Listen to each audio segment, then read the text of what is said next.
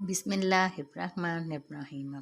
हज़रत अबू हुरैरा रज़ी अल्लाह ताला अन्हु बयान करते हैं, अल्लाह सल्लल्लाहु अलैहि वसल्लम ने फरमाया, अल्लाह का हाथ भरा हुआ है, रात दिन की सहावत इसे कम नहीं करती। तुमने देखा कि इसने ज़मीन आसमान की तहलीक के वक़्त से जो हर्ज किया, इसने इसके हाथ के खजाने में कोई कमी नहीं की, और इसका अर्श पानी पर है, और मीज़ान इसके हाथ में है, वो इसे पस्त करता और बुलंद करता है। हज़रत उस्मान रज़ी अल्लाह ताला अन्हु से रिवायत है, जब आप किसी कब्र के पास खड़े होते तो हाँ इस कदर रोते कि आपकी दाढ़ी तर हो जाती। आपसे पूछा गया कि आप जन्नत और जहन्नम का तज़किरा करते हुए नहीं रोते, मगर कब्र का जिक्र करके रोते हो।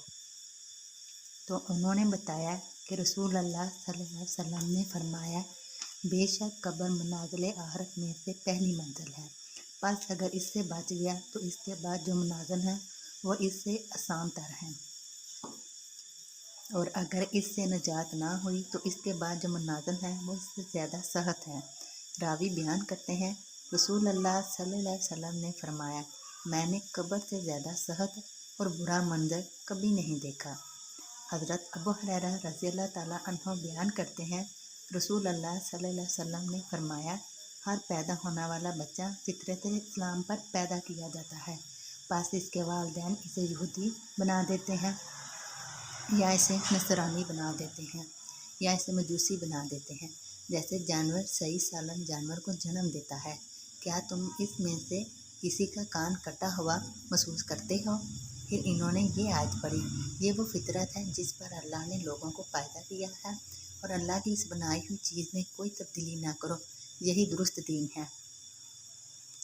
हज़रत आयशा रज़ी अल्लाह ताला अन्हा बयान करती हैं, रसूल अल्लाह सल्लल्लाहु अलैहि वसल्लम ने फरमाया, 6 किस्म के लोगों पर मैंने लानत की और अल्लाह ने भी इन पर लानत की, और हर नबी की दुआ कबूल होती है।